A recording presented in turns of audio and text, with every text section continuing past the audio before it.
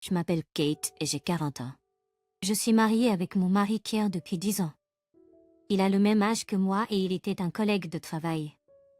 Nous sommes maintenant dans des branches différentes, mais nous étions dans le même département. Mon mari est une personne responsable qui est admirée par ses subordonnés. Il est un peu vaniteux et n'aime pas montrer ses faiblesses aux autres. Il est un homme confiant, flamboyant et masculin. Ses performances au travail étaient très respectées par ses supérieurs et il était attendu qu'il soit promu sans aucun problème. En revanche, je suis plutôt du type discret et peu remarquable. Je fus honnêtement surprise qu'il me poursuive passionnément, car nous avons des personnalités opposées. Après avoir daté pendant 2 ans, il m'a demandé en mariage avec un grand bouquet de roses. Je n'avais jamais été aussi aimée par un homme auparavant, alors j'ai accepté sa proposition immédiatement. Je ne pouvais pas attendre pour commencer notre belle vie ensemble. Cependant, ce qui nous attendait était de vivre avec les parents de mon mari. Il n'y avait pas eu de discussion préalable et je était catégorique sur le fait de vivre avec eux. Mes parents sont des gens bien, alors tout ira bien. Il a dit, et il m'a expliqué avec passion à quel point ils avaient hâte de vivre avec nous. Nous vivons dans la maison de ses parents depuis 10 ans.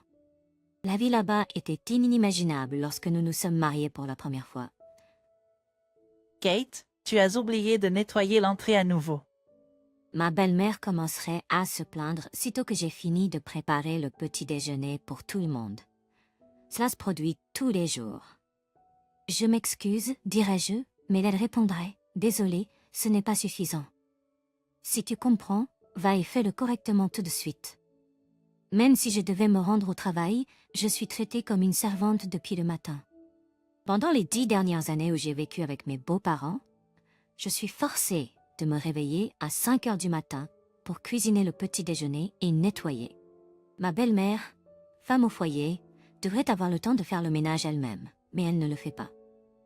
Je me dépêche pour les tâches matinales, je vais travailler, je rentre à la maison et je commence immédiatement à préparer le dîner.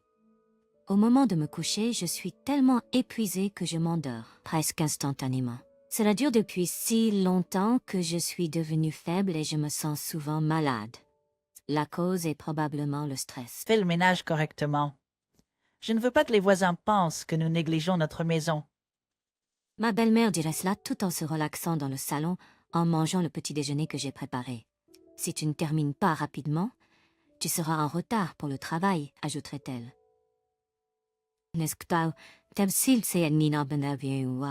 Mon beau-père se cacherait derrière son journal et ferait semblant de ne pas voir. Depuis que je vis avec mes beaux-parents, je suis soumise à un mauvais traitement.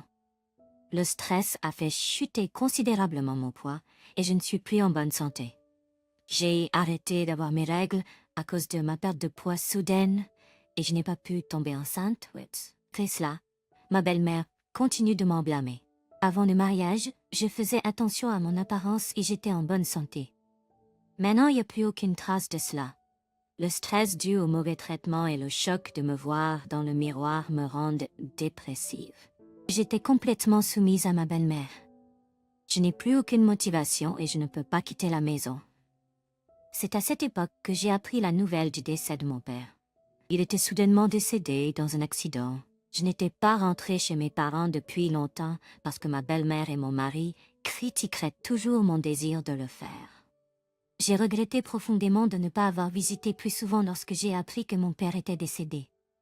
La maison de mes parents se trouve à environ 1 heure de route de la maison de mes beaux-parents, donc ce n'est pas trop loin.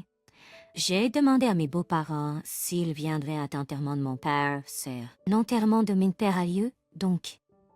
Eh bien, nous ne viendrons pas. Contente-toi simplement de ta famille, d'accord? Les deux m'ont coupé la parole avant que je puisse terminer. Je n'aurais jamais pensé qu'il pouvait être si froid. J'ai simplement répondu « Je comprends », en serrant mes épaules tremblantes de colère et de tristesse. Il était travailleur indépendant et avait des liens avec beaucoup de gens. Tous ceux qui sont venus aux funérailles ont versé des larmes, montrant à quel point mon père était aimé. Kate, ça fait longtemps. Tu as beaucoup maigri. Qu'est-ce qui s'est passé? Ma mère, à qui je n'ai pas parlé depuis longtemps, a été surprise de mon apparence, amaigrie. « Oh, c'est rien, Tu n'es pas malade, n'est-ce pas? Saldi. Ma mère, qui venait de perdre son mari, a cru que j'avais une maladie et a commencé à pleurer. Je ne suis pas malade, maman. Je vais bien. Ne t'inquiète pas. J'ai calmé ma mère et nous nous sommes reposés dans la salle d'attente. Eh bien, si tu n'es pas malade. Je me suis souvenu de mes interactions avec ma belle-mère et mon mari. Même lorsqu'ils ont appris que mon père était décédé, ils n'ont pas dit un seul mot pour me réconforter. La colère m'a envahi et j'ai décidé de parler à ma mère de ma vie avec mes beaux-parents. En fait, j'ai été victime de ce qu'on appelle le harcèlement des mariés. Je suis juste tellement fatiguée. Alors que je parlais en regardant le sol, elle m'a regardée avec une expression inquiète. C'est la raison pour laquelle vous ne nous rendez pas visite très souvent. J'ai hoché la tête et ma mère m'a remis une feuille de papier. Listertwen erishbem te vedesagit fulstanas vid slespt. Babs Kalman papier test le testament de mon père. Mon père méticuleux avait laissé un testament au cas où quelque chose arriverait. Il contenait des informations sur l'héritage aussi. Je reçois un héritage de 790 000 $. C'est ce qu'il dit. Vous pouvez décider comment l'utiliser. J'ai été choquée par la somme importante. En même temps, j'ai eu l'espoir que je pourrais mettre fin à la situation de vie avec mes beaux-parents. Avec cela, je peux construire une maison et quitter la maison de mes beaux-parents immédiatement. Ma vie semblait s'améliorer grâce à l'héritage que mon père m'a laissé. Je suis allée chez mes beaux-parents et j'ai fait le ménage comme d'habitude. Les jours où j'ai des projets, la maison est plus en désordre que d'habitude. On ne peut pas y échapper puisqu'il n'y a personne pour nettoyer.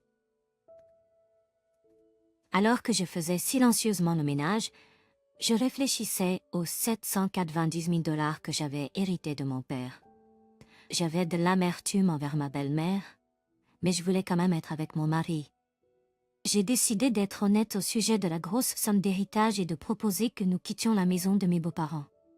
J'ai quelque chose à discuter. J'ai commencé à parler avec mon mari après que mes beaux-parents se soient couchés et que nous soyons seuls. Oui, donc c'est à propos de mon père. Et ce oui, des stock pointed. Ah, vraiment? Combien? Eh bien, c'est 790 000 $. Quand je lui ai dit le montant, mon mari avait l'air abasourdi, comme s'il ne pouvait pas croire la somme. Quoi? Tu es sérieuse? 790 000 $. Quand il a réalisé ce que je disais, il était ravi et a dit « Waouh, il t'a laissé ça, c'est tellement généreux. » Alors, Kate, j'ai entendu dire que tu as hérité de 790 000 $, mais tu as dit que tu ne me le donnerais pas. Que penses-tu? Elle avait déjà entendu parler de l'héritage de ma part de mon mari. Mais c'est moi qui l'ai hérité. Arrêtez de discuter et transférez-le sur le compte de ma mère maintenant. L'argent d'une femme est. L'argent de la famille, non? Les deux semblaient déterminés à s'emparer de l'héritage par la force. Peu importe à quel point je résistais, je n'étais blâmée que. Pensant que la résistance était vaine, je me suis tue. Et mon mari. Tu t'enflammes juste parce que tu as mis la main sur de l'argent. Qu'est-ce qui ne va pas avec cette attitude? Je suis celui qui te soutient. Si tu ne changes pas d'avis, c'est le divorce. C'était un formulaire de divorce. J'ai déjà signé. Prends ça et va chez tes parents. Si tu t'excuses correctement, je ne vais peut-être pas procéder au divorce. J'ai reçu le formulaire de divorce avec la section de mon mari entièrement remplie. En regardant le formulaire de divorce, mes souvenirs me sont revenus. Je n'ai jamais été soutenue dans cette maison. J'ai payé les mêmes frais de subsistance que mon mari et tous les travaux ménagers étaient de ma responsabilité. Je n'ai jamais été pris en charge. Pourtant, les deux m'ont toujours regardé de haut. À la fin, ils ont même essayé de prendre l'argent de mon père. Si je restais ici, je pourrais céder à la pression des deux et remettre l'héritage. Mais ce que mon père m'avait laissé, je l'ai plutôt considéré comme une opportunité d'être invité à retourner dans la maison de mes parents. Ayant le formulaire de divorce rempli en main, j'avais maintenant le pouvoir de prendre des décisions pour l'avenir. Je me suis juré dans mon cœur que je ne renoncerai jamais à l'héritage de mon père.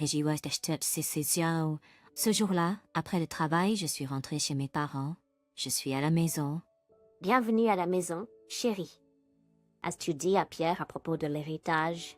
Oui, Et c'est là que les choses se sont compliquées. Je lui ai dit tout ce que mon mari et ma belle-mère avaient dit. Elle était choquée par le contenu choquant.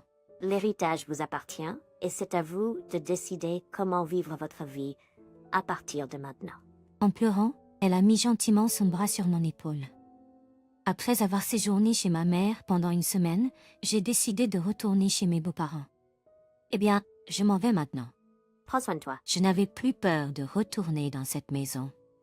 Avec un état d'esprit rafraîchi, je me suis rendue à la maison de mes beaux-parents. Tu es finalement de retour, hein? As-tu réfléchi à tes actes? Oui, je m'excuse. S'il te plaît, laisse-moi vivre dans cette maison à nouveau. J'ai présenté mes excuses qui n'étaient que superficielles. En entendant, ma belle-mère a souri. Alors, dépêche-toi et remets-nous l'héritage. En fait, les procédures de succession prennent plus de temps que prévu. Il n'est toujours pas avec moi. C'est un processus compliqué, donc ça prendra probablement encore 6 mois ou plus. Ça prend autant de temps. Eh bien, ça va. Ils avaient l'air satisfaits, pensant que j'allais obéissamment remettre l'héritage. Mais ils ont continué à m'embêter pour que je reste dans la maison de ma mère pendant une semaine. La maison est en désordre parce que tu n'as pas fait ton devoir d'épouse. Nettoie-le rapidement. Oui. L'ancienne moi aurait été dévastée de voir la maison dans cet état. Mais maintenant, les choses étaient différentes. Je n'ai pas pris soin d'être harcelée par ma belle-mère ou d'être forcée à faire un dur travail ménager. J'ai fait le ménage comme commandé par elle. 10 mois plus tard, c'était l'anniversaire de ma belle-mère. Eh bien, nous partons maintenant. Assure-toi de garder la maison propre. Elle part toujours en voyage pour son anniversaire. Et bien sûr, ils ne m'ont jamais emmené. Au fait, as-tu reçu l'héritage? Il est censé arriver aujourd'hui. Eh bien, ce n'est pas parfait. Cet argent de 790 K est un cadeau pour ma mère. Assure-toi de le transférer sur son compte avant notre retour. Il n'y avait aucun moyen que l'héritage arrive commodément le jour de son anniversaire. Mon mari n'a pas pu voir à travers mon mensonge. Je n'ai pas répondu, mais je l'ai simplement vu partir avec un sourire, en disant « Prenez soin de vous et faites un voyage en toute sécurité. » Prenez soin de vous et faites un voyage en toute sécurité. Une fois qu'ils étaient hors de vue, j'ai commencé à mettre mon plan à exécution. J'attendais ce jour depuis longtemps. Ils seraient certainement surpris en rentrant de leur voyage, mais c'était plus mon problème. J'ai rapidement fait mes bagages et quitté la maison de mes beaux-parents. Waouh, c'est incroyable. J'ai déplacé mes affaires dans ma nouvelle maison.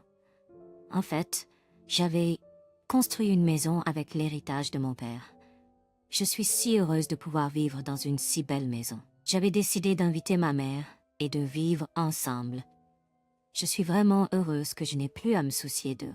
Je me suis enfoncée dans le canapé doux et me suis sentie satisfaite. Aujourd'hui est une célébration de notre nouvelle maison avec ma mère. Nous avons invité Le soir suivant, j'ai reçu un appel téléphonique de mon mari. Hey, qu'est-ce qui se passe? Il ne pouvait pas comprendre ce qui se passait depuis toutes mes affaires avaient disparu quand ils sont rentrés à la maison. Je ne reviendrai pas, alors adieu. J'ai essayé de raccrocher car je ne voulais plus lui parler, mais je pouvais entendre ma belle-mère crier de l'autre côté du téléphone. Qu'est-ce que tu penses que tu fais? Où es-tu maintenant? Je ne peux pas répondre à cela. Tu m'as dit de nettoyer la maison, alors je range mes affaires. C'est pas drôle. En plus, vous n'avez pas encore transféré l'héritage. Combien de fois dois-je dire qu'un argent de belle-fille est à moi? Je suis célibataire, tu sais. Quand j'ai répondu comme ça, ma belle-mère en colère s'est soudainement tue. C'est... Eh bien, je suis en fait divorcée. J'ai soumis les papiers de divorce que Pierre m'a donnés. Nous sommes des étrangers maintenant. Au revoir. Je l'ai dit et j'ai raccroché le téléphone. En imaginant la belle-mère stupéfaite de l'autre côté, je ne pouvais pas arrêter de rire. Mon cœur se sentait tellement léger maintenant que je n'avais rien à faire avec cette famille. Après cela, mon ex-mari m'a appelé plusieurs fois. Lorsque j'avais le temps, je répondais délibérément au téléphone et laissais couler les mots abusifs de mon ex-mari et de mon ex-belle-mère. J'ai enregistré ces appels du début à la fin. Je me suis décidée à consulter la police avec ces enregistrements. Il n'est pas rare que des cas de harcèlement d'un ex-mari se produisent. Nous émettrons un avertissement avant que cela ne devienne dangereux. Heureusement, la police a rapidement répondu et s'est rendue à la maison de mes anciens beaux-parents pour émettre un avertissement. Pour mes beaux-parents soucieux de leur image, avoir la police qui vient était suffisamment dommageable. En plus, un subordonné de mon ex-mari qui vivait à proximité a vu la police venir. Comme mon ex était une figure importante dans l'entreprise, la rumeur s'est répandue rapidement. De plus, ses subordonnés et collègues qui ne l'aimaient pas ont commencé à exagérer l'histoire et à propager de mauvaises rumeurs à son sujet. Finalement, la rumeur atteint le département auquel j'appartenais. Alors, j'ai entendu dire que la brigade était venue. Je suis divorcée maintenant, alors je ne sais pas grand-chose à ce sujet. Quoi, tu es divorcée? Les brimades de ma belle-mère et les paroles abusives de mon ex-mari étaient trop importantes. J'ai parlé à voix légèrement plus forte afin que ceux autour de moi puissent entendre. Les employés qui aiment les commérages ont entendu ceci et ont propagé la rumeur encore plus loin. Cela n'a pas pris longtemps avant que le patron de mon ex-mari n'entende parler de cela. Vous avez beaucoup de mauvaises rumeurs qui circulent. Je déteste les hommes qui ne peuvent pas chérir leurs femmes. Et avec de telles mauvaises rumeurs qui circulent, notre réputation en souffre aussi. Alors, j'ai décidé de vous faire transférer.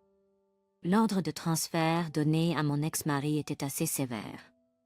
Cet endroit est le bureau régional avec les pires performances. La région était appelée une île enclavée, car il n'y avait pas d'amusement ou quoi que ce soit de ce genre à proximité. Vous comprenez ce que cela signifie, n'est-ce pas? Tout ce qu'il avait construit jusqu'à présent s'est effondré et il n'y aurait aucune chance de promotion à elle. À venir. Il a accepté l'ordre de transfert et a déménagé à la campagne sans pouvoir refuser. Quant à mon ex-belle-mère, elle a dû être choquée par la baisse de réputation de son fils et le fait qu'ils ne puissent plus vivre ensemble. Elle est devenue une complète recluse et a finalement développé une dépression. Il semble qu'elle ait également eu la démence, car elle causait souvent des troubles à la maison. Mon ex-beau-père s'est occupé attentivement de sa femme qui se détériorait. Même si ce n'est pas de la parenté, elle est toujours un membre important de la famille. Il était naturel que les ex-beaux-parents fassent face aux conséquences de leur harcèlement continu envers moi. Maintenant, ma mère et moi vivons heureuses. Ensemble. Nous avons même commencé à jardiner dans notre vaste cour. Si j'étais encore dans cette maison, je n'aurais jamais découvert un tel passe-temps merveilleux. J'ai découvert un passe-temps merveilleux. M'engager dans cette activité m'a rajeuni. Mon corps, qui était autrefois fatigué à cause du stress, est maintenant en bonne santé. Je suis très heureuse d'avoir pris mes distances avec la famille de mon ex. Belle famille. Si j'étais encore dans cette maison, je n'aurais jamais découvert un tel passe-temps merveilleux. Avoir un passe-temps m'a rajeuni. Mon corps, qui était autrefois épuisé à cause du stress, est maintenant en bonne santé. Je suis très heureuse d'avoir pris mes distances avec la famille de mon ex-belle-famille.